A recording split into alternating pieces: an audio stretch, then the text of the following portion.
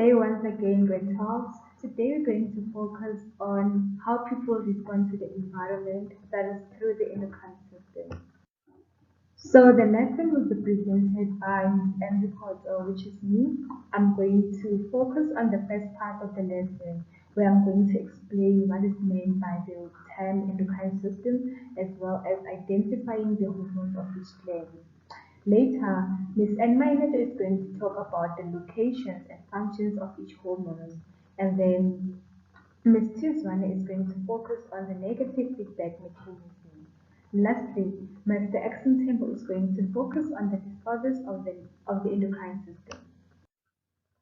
As I said before, here is the elaboration of our lesson. So the first thing that we're going to do is to define endocrine system, state the differences between endocrine and exocrine glands, define what is meant by the term hormone. And then later we're going to focus on the location of each gland and their hormones they secrete, and then later we're going to focus on the negative feedback mechanism, and then lastly we're going to talk about the disorders of the endocrine system. So here is the summary of our lesson as I've said before. Before we can begin with our lesson results, I have a question for you. What do you think causes these people to react in this manner? Let's first look at the man who is staring at his laptop. You can all tell that this man is afraid, like he is scared. This can be caused by him having a due date or maybe lost something on his laptop that is very important. So there is a hormone responsible for him reacting in this manner. We can also look at the picture of a girl that is being chased by a lion. For her to react in this manner, there's a hormone responsible for this. And then as we look at the male and female body types picture, when you remember from grade 1, your body was very different from how it looks now. You didn't have birth or you were in the smaller height. This is caused by hormones that are responsible for these body parts to grow and develop further. As you can see as a man with something on his neck, this is caused by another hormone that is found on the thyroid gland. You'll learn more about it on the disorders of the endocrine system.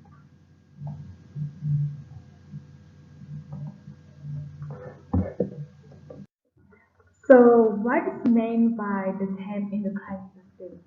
Endocrine system is made up of glands that produce and secrete hormones directly into the bloodstream. As we learned before on the nervous system, we learned that the nervous system was controlled by glands. So now on the endocrine system is controlled by hormones. So the cell-containing hormones secrete the hormones directly into the bloodstream. As you can see these arrows, they show how the hormones move from where they are secreted to the target cell. So they move along the bloodstream. So there's a difference between the endocrine and exocrine gland. As you've learned from the life sciences term, endo means inside and then exo means outside. So when we talk about endocrine gland, we're talking about something that occurs within the body, and then exocrine gland is something that occurs outside the body. So in endocrine glands are the glands that secrete hormones directly into the bloodstream, and then the result cannot be seen. It happens inside, and then which includes the thyroid gland, the pancreas, the adrenal glands, the pituitary gland, as well as the ovaries and testes. So when it comes to the exocrine gland, it's something that can be seen, something that occurs outside of the body, which which states that glands secrete substances and dyes, such as the salivary glands. You can easily see the saliva. You can easily see when you have sweat. You can easily see like urine that happens outside the body. So what are hormones? Hormones are chemical substances or messengers that enter the blood directly on secretion from endocrine glands. So hormones are carried to target tissues or organs where they regulate metabolic reaction. So hormones are moved from the blood to the target cells. Their job is just to send the information to the target cell. So we have different types of hormones.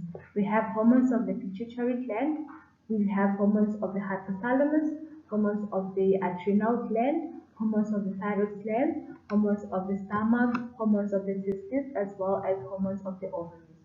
Don't worry about this new terms. Ms. N Manager is going to explain each gland and the hormones they secrete. So don't worry more about it. You'll learn more about it on part 2 of the lesson. So before we can continue with our lessons, grade 12, I'd like you to do this little activity. You can pause the video and do for 2 minutes. It's not that difficult, so there's no need for you to panic. You're just required to write the scientific name for each of the following phases and then name one system in the human body involved in coordination. As we have learned in term 2 about the nervous system, so there's a term required for you to fill in this 1.1.2. And then the last question, you are required to tabulate the differences between the endocrine gland and the exocrine gland. Remember that endo means inside and exo means outside. So good luck with your activity.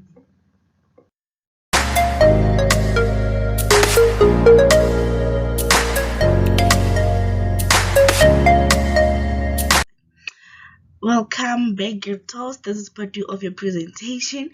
We'll be talking about the endocrine glands and we'll be dealing with their locations and their functions. So here is just a brief of what we'll be talking about. We'll be talking about the hypothalamus gland, the pituitary, the thyroid, pancreas, the adrenal gland, and also the gonads, which are known to be the reproductive. Okay, Gretos, I take it that you learned about what the endocrine system is and how it works within our bodies.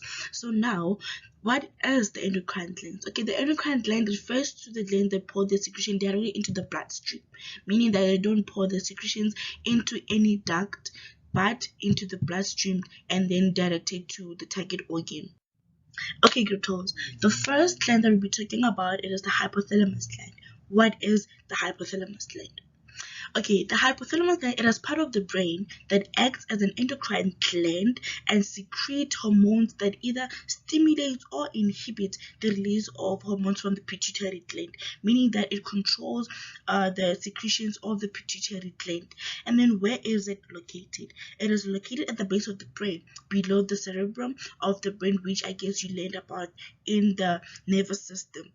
Okay, so now we're going to be talking about its function. The function of it produces a hormone known to be the antidiuretic hormone, and which is secreted by the pituitary gland. And then this hormones controls the level of water in our body by making the collecting duct to be more permeable so that it can absorb more water. But then, even though it does that, it makes sure that water is retained from the blood and then less water is secreted from the body through the urine. And I guess you learned about the excretion in grade 11 in the topic of, yes, excretion also. Okay, how does it work? When the body is losing too much water, the pituitary gland will be stimulated to secrete a more level of the antidiuretic so that water can be reabsorbed and retained in the body. However, when the body is losing or has more water, the pituitary gland will be stimulated to secrete less ADH so that the collected that it is less permeable and then water cannot be reabsorbed, and then that is when water is lost, more water is released from the body through the urine and the other type of excretion, maybe sweating. Okay, group 12. Okay, this is just a picture of where I want to show you where the hypothalamus is based. Okay, as you can see, this region here, it is this one that I am shading. It is the hypothalamus, and as you can see, just close to it or attached to it, it is the pituitary gland. Okay, let me just use another color so that you can see the difference. Just here, it is the pituitary gland. Okay, moving on is the pituitary gland, which is just a pear-sized gland that has two different parts, which is the interior lobe, which is the front, and has another part, which is the posterior lobe, which it is the back of it. And this one it is found in the bone cavity of the brain, just attached to the hypothalamus there. And then its function, it is to secrete hormones on the basis of emotional and seasonal changes. The interior lobe secrete a couple of hormones, and then the posterior is the one that secrete the ADH. Okay, girl 12, this is how the pituitary gland looks like from a closer view. As you can see, this part it is the interior, and then this one it is the posterior. All right. Like I said earlier on, I said that the interior secretes a couple of hormones which are known to be the growth hormone, which it is the hormone that stimulates the growth of bones and tissues within our bodies, and then the TSH, which is the thyroid stimulating hormone. It stimulates the thyroid gland to secrete thyroxine, which you'll learn more about when you're talking about the disorders. And then again we have the luteinizing hormone, which we both find in the both females and males, and then it stimulates the ovulation and development of the corpus luteum. And again we have the follicle stimulating hormone, which is the FSH. It also found in both male and female.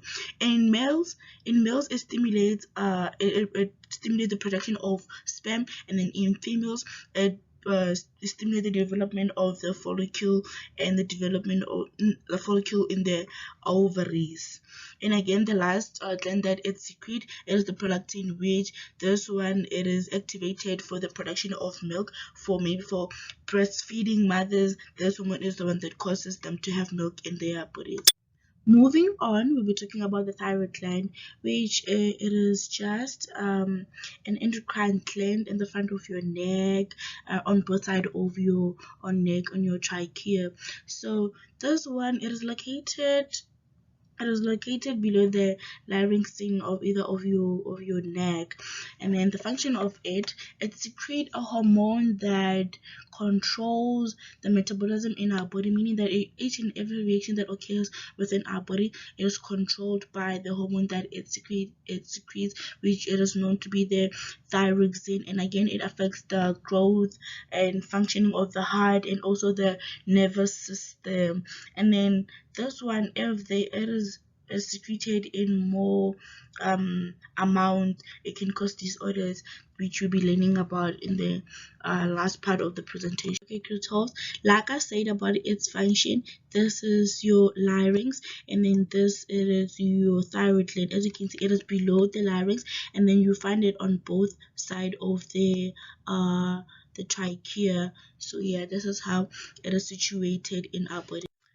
Okay, Kirtos, when talking about the pancreas, it is also a gland. However, the pancreas can act as both an endocrine gland and also as an exocrine gland, because it is made up of two parts, which are known to be known as the acids of Langerhans, which is the beta cells and also the alpha cells, and then they both have different functions. The other one secrete into the Okay, this part are the ones that secrete endocrinely, so the other ones that form part of the endocrine system is. And then there's the pancreas is located at the back of the stomach in our abdomen. So the alpha cell secretes the hormone glucagon, and the beta cell secretes the hormone that is known to be the insulin. And then this is how your pancreas looks like. Okay, Kirtovs, now we'll be dealing with the adrenal glands, which these are the triangular or pyramid glands that consist of two parts, which is the outer cortex and also the inner medulla. So these glands are basically found or located on each kidney, and then their function it is to secretes a hormone known to be the aldosterone and also the adrenaline.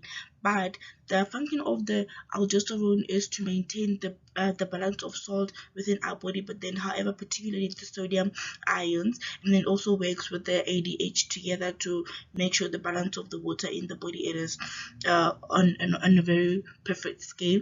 And then again, the adrenaline, it is the hormone that it is secreted by the adrenal glands. However, this one works in a very whereby somebody is in a stressful situation. Maybe you're going for a bungee jumping, and then the adrenaline will be secreted in more amounts. And then, or maybe you are being chased by a lion or a dog. The hormone that makes you to react quickly to that stressful situation, it is the adrenaline. So basically, what it means is that this hormone gives the body a quick boost of strength and mental clarity to cope in a very stressful situation. Okay, grade 12, this, as you can see, kind of like a pyramid triangular shape thingy. These are your adrenaline, and then this one, it is your kidney. And then as you look closer, as you can see, this part here, this one, it is the outer cortex of the adrenal gland. And then the space within this one that I am shading now, this one, it is the inner medulla of your adrenaline. I mean, not so sorry, my mistake, your adrenal gland. Alright, grade 12. Lastly but not least, we'll be dealing with the gonads. These are the reproductive glands. Yeah. Okay, the gonads are the organs that produce reproductive cells like gametes, and then they produce hormones that determine the developmental secondary sexual characteristics of the female or a male, which are obviously going to be different. So the gonads in females, they are their ovaries, and then the gonads in males, they are their the testes. Yes. Alright, as you can see, these are the organelles, the ovaries for the females and the testes for the males. As you can see, they both share similar things, however, they occur in different human beings. The ovaries has two parts, and also the testes has two parts. And then this one is located in the abdomen, this one is located in the scrotum, which is on the outer body. And then it produces the female gametes, which are called, maybe known to be the ova or the egg cell. And then this one produces the male gametes, which is the sperm cell, which I think you learned about in the human reproduction. And again, the ovaries secrete hormones, estrogen, and also what is this, the progesterone, while in male only the hormone testosterone is the one that is secreted. So basically, the estrogen and the progesterone, they are the ones that maintain pregnancy, they are the ones that make sure that girls go on their menstruation cycle and everything. Alright, grade 12, as you can see, this, it is the female reproductive system, and then this is also the male reproductive system. So the gonads here, let me use a different color so that you can see the difference. This part here, this is an ovary, and also this is an ovary. This is where the gonads are formed and everything. And also this, it is the testis, and then this is also a testis in male. So these are your gonads, and then they are the ones that produce the secondary sexual developmental characteristics. Okay, grade 12, this has been a very wonderful lesson with you guys. And then lastly, I would like you to pause the video and at least try to complete the activity here. You just have to know the location of the glands, the hormone they secrete, and their function that it does within the body. And then the next part, the part 3 of the presentation, will be done by my colleague, and then yeah, you will continue from there.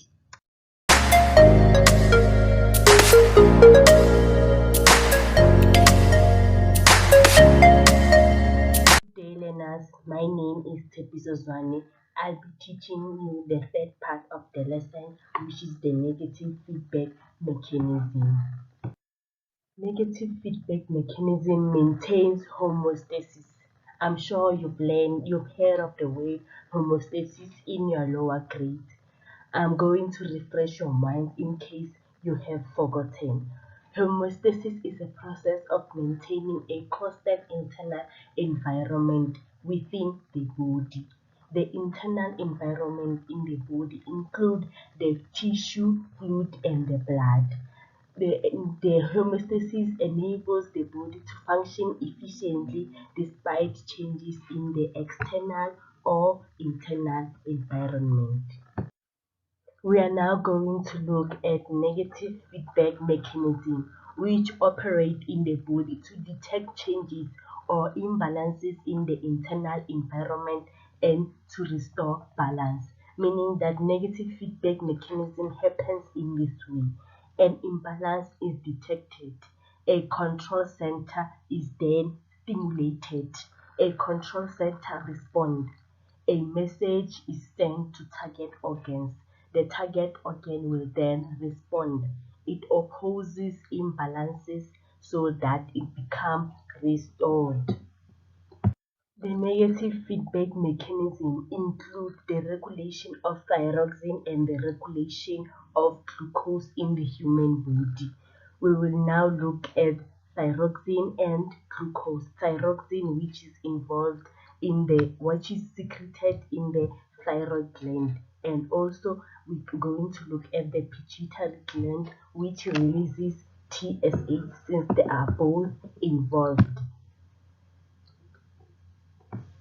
Let us now look in the sequence of events in this feedback mechanism of thyroxine where thyroxine level is too low. The pituitary gland will be stimulated to produce more TSH. Then high TSH level will stimulate the thyroid gland to secrete more thyroxine. Thyroxine level thus decreases and returns to normal. We are now going to look at the sequence of events where thyroxine level is too high. The pituitary gland will be stimulated to produce less TSH. Low TSH level will stimulate the thyroid gland to secrete less thyroxine. The thyroxine level decreases the thyroxine level decreases and returns to normal.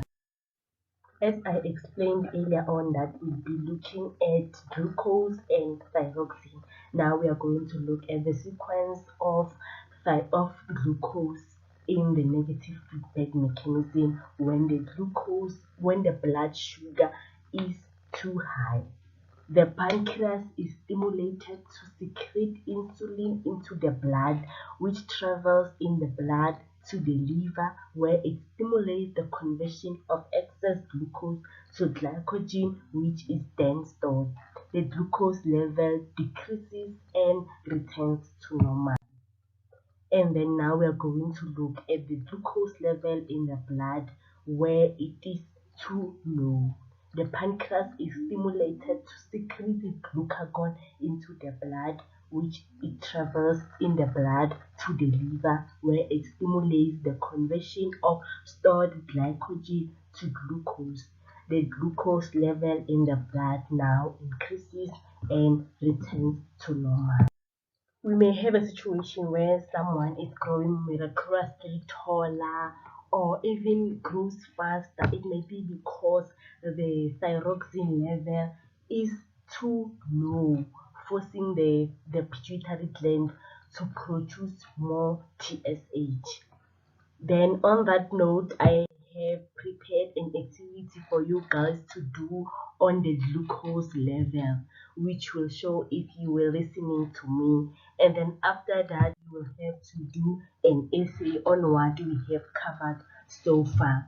And then the last question, I see that it's a bit complicated for you guys, but I expect you to go out and research, and then yeah, you will see if you understand it related to this work. Goodbye, learners. Bye.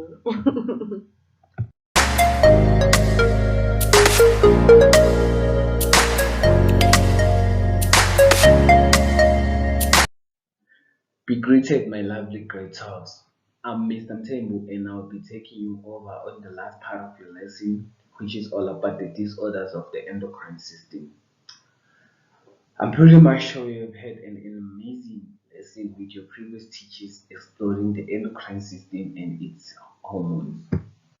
Now let's get down to business. The endocrine system is just like a network of glands that produce and release hormone into the body, which plays a major role in changing the body calories into energy. And we all know that energy is needed by the body to power its cells and organs. So, ladies and gentlemen, it is very much important that those hormones are kept in the right level, for if kept too short or too high, they can cause a major disorder in your body. Now, let's explore the disorders of the endocrine system. Firstly, we have the thyroid disorder. I've inserted a picture for you to see where we can find our thyroid gland in our bodies. And guys, don't get too confused. The thyroid gland produces or secretes a hormone called thyroxine, not thyroid hormone. Now, the thyroid disease is just a medical condition that affects a human body when either insufficient or excess thyroxine is present in the body. So, too much or too little thyroxine in the body can affect your body metabolic rate. And your body metabolic rate is just how your body cells work. Now you're asking yourself, how can thyroxine affect the body metabolic rate? Okay, listen carefully. If you have high thyroxine in your body level, if you have a high amount of thyroxine in your body, your body metabolic rate will be high, which actually means that your body cells will function at its highest point. And if you have low thyroxine in your body, that actually means your metabolic rate will be low and your body cells will underfunction or will function at its lowest. Now, this thyroid disease can be obtained through a lifetime and can be a result of lack of autoimmune thyroid. Autoimmune thyroid is just a shield surrounding the thyroid gland, protecting it from harmful diseases or harmful substances. If someone lack this autoimmune thyroid, they actually their thyroid gland is actually exposed to every substance in the body, which can lead to this thyroid disease. So now we branch into the other aspects of the thyroid disease, which is called the hypothyroidism. And we all know that hypo means low.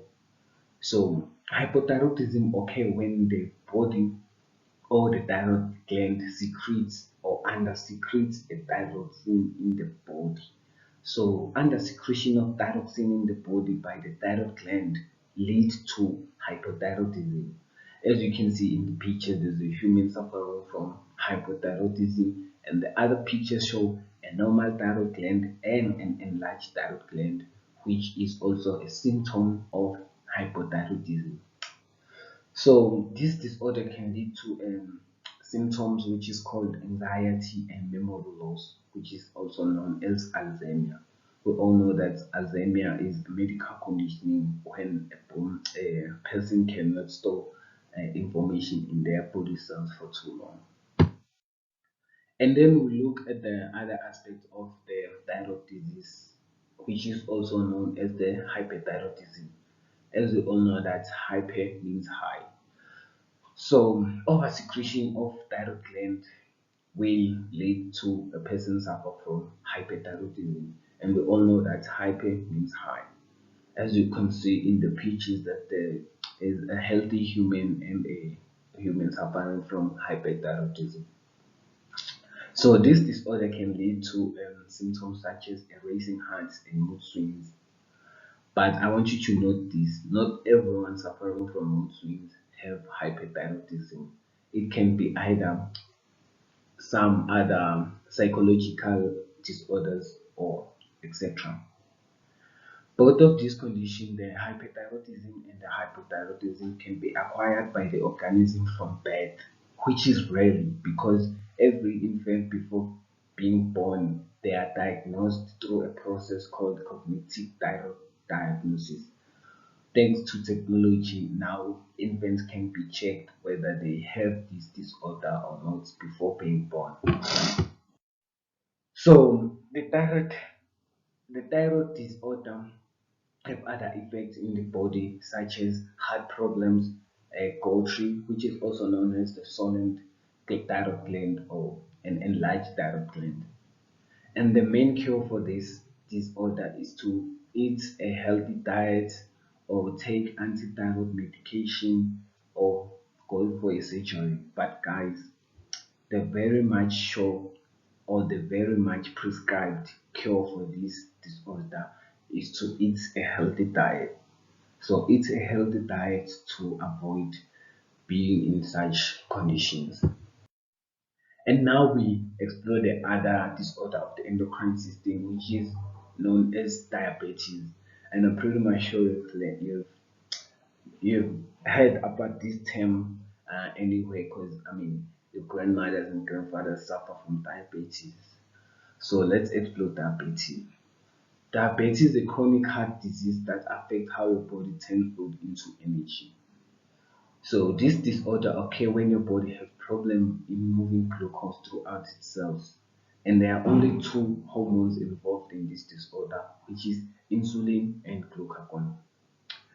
Insulin is responsible for reducing the amount of excess glucose in the body in the form of glycogen. So if you have excess sugar in your body, insulin is there to change that excess glucose into glycogen. And glucagon is responsible for converting glycogen stored in the body into glucose, which is transported into the needed part of the body. So, guys, please don't confuse this. There's glucagon and glycerol. Glucagon is the excess amount of sugar stored in the body, while glycogen is a hormone which is responsible for converting the stored glycogen in the body into glucose. So guys, please don't confuse this. So we have two types of diabetes mellitus. We have the type 1 and the type 2. In the type 1 diabetes mellitus, occur when the body cannot make enough insulin, and this happens as a result of the genetical ability where the body produce mediated cells which attack the antigens which are responsible for reducing the amount of sugar in the body. So basically this process happens when the body produce these toxic cells which attacks the cells that are responsible for secreting insulin, which are the beta cells. So the mediated cells attack the beta cells, which secrete insulin. So when less insulin is there in the body, so glucose will be piled up in the body, and you find out that there's no excess glucose that is converted into glycerol. So in the type 2 diabetes mellitus occurs when the body can produce insulin, but the body tissues cannot respond to it. This process is called the hypertrophy. So if they ask you what the hypertrophy is, it is the process where the body can produce insulin, but the body tissues cannot respond to those insulin. Or in other words, the hypertrophy is just a type 2 diabetes. So both type 1 and type 2 diabetes can lead to obesity or a hypertension in the joint. Diabetes can be cured through exercising, attending the doctor regularly for peptide diagnosis, and taking anti-diabetes medication. So guys, please warn your grandmothers and grandfathers to take their anti-diabetic medication seriously, for it is helpful and it is the only way they can, I mean, cure this diabetes mellitus they are suffering from. And guys, please exercise so that you are safe and you are healthy from these disorders. And then we go to the other two aspects of the endocrine disorders, which is called gigantism and dwarfism. As you can see in the pictures, I've inserted you a picture of a dwarf family and a picture of a family with a gigantic father. So gigantism is a very rare condition that happens when the organism has higher level of growth hormone in their bodies, which causes them to grow very tall. This can also be a hormonal disorder that develops when the pituitary gland produces too much growth hormone during their lifetime. So as we all know that the pituitary gland is responsible for our growth, and gigantism occur when that pituitary gland secretes or produces a hormone, this growth hormone, which is responsible for our growth. So when the pituitary gland secretes too much growth hormone, that person will gonna grow very tall and gonna suffer from a condition called gigantism. So dwarfism is a short circuit that results as a genetical or medical conditioning. Most type of dwarfism can be caused by a genetical change, mutation in the egg or the sperm cell that happens before the start of pregnancy or contraceptions. So, guys, a person does not suffer from dwarfism when they are born, but this can be a result of mutation in either the egg cell or the sperm cell. Unlike gigantism. So the most difference between gigantism and dwarfism is that gigantism can occur through a lifetime when the pituitary gland oversecretes a growth hormone, while dwarfism can occur as a result of mutation in either the sperm cell or the egg cell before pregnancy.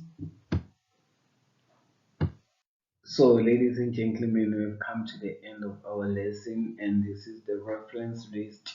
You with some sites you can visit to watch some YouTube videos or search for more information about the endocrine system and its disorders. I just want to thank you for your participation, and I hope you had an amazing lesson. And I hope this lesson was very informative and that you will do your best on your studies. Thank you.